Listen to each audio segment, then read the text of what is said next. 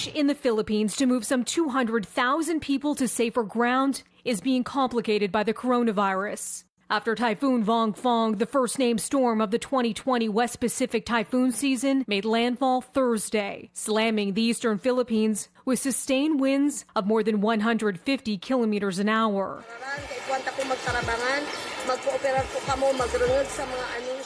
We need to prepare, help each other, cooperate, and listen, says this local mayor, so our town will be safe from the typhoon.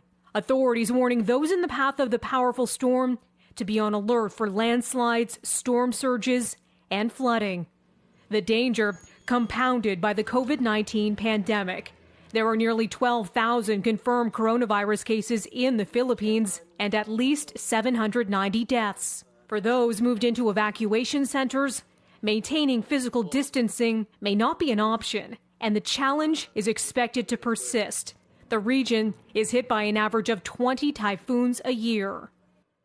And more concern about the possibility of a double whammy of disasters. The coronavirus crisis coinciding with serious storms a little closer to home. The Atlantic hurricane season is officially set to begin in about 2 weeks from now on June 1st.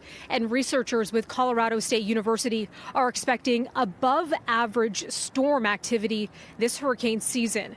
For City News, I'm Melissa Duggan. More on Typhoon Vongfong in the Philippines. Buena Bernal joins us now from Manila. Buena, Philippine officials have called for safe distancing inside the temporary shelters for people who've had to evacuate because of the typhoon. How much of a challenge is this?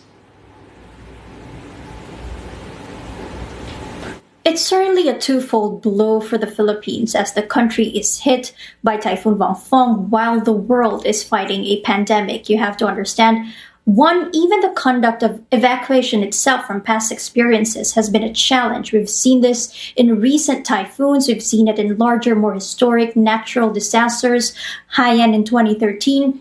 Even the eruption of Taal volcano last February, where despite advisories sounding the alarm, you still have residents who opt to stay in their homes, even in certain high-risk areas. So even on the level of evacuation, that's already a challenge. Now, it's going to be a tall order, even harder, given the COVID-19 pandemic. While the Philippines is no stranger to typhoons, the country experiences an average of 20 typhoons each year. There are now layers of precautionary measures such as decontamination and, yes, safe distancing that's now on top of disaster response efforts such as evacuation. So the government says safe distancing will be implemented, but this will be done on a per-family basis. And usually these are schools and government-owned sports centers that are repurposed as evacuation centers. Some have partition tents, so safe distancing will be easier, but others don't. The National Disaster Risk Reduction and Management Council did assure the public that in affected areas, they will not be using COVID-19 facilities as evacuation centers. Now, another concern, if safe distancing protocols are to be enforced, you will expect that evacuation centers will be able to accommodate a more limited number of people. Now, of course, there are private sector players pitching in, including the church. This happens every time a disaster strikes in the country. Church facilities are repurposed as evacuation centers.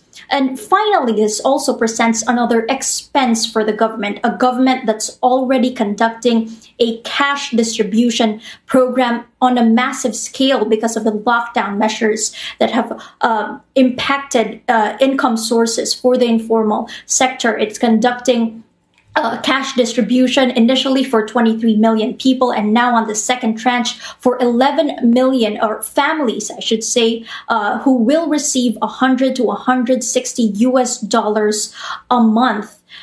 So as measures to combat COVID-19 are enforced, including the suspension of work with a few exemptions, there are sectors that are hit hard, informal sector workers who rely on daily wages, and now this typhoon for those areas in more susceptible high-risk areas, those with houses made of light materials, those with high-value crops about to be harvested. This certainly presents another layer of suffering for them. Indeed, lots of challenges there. Thank you very much for that. Buena Benel speaking to us from Manila.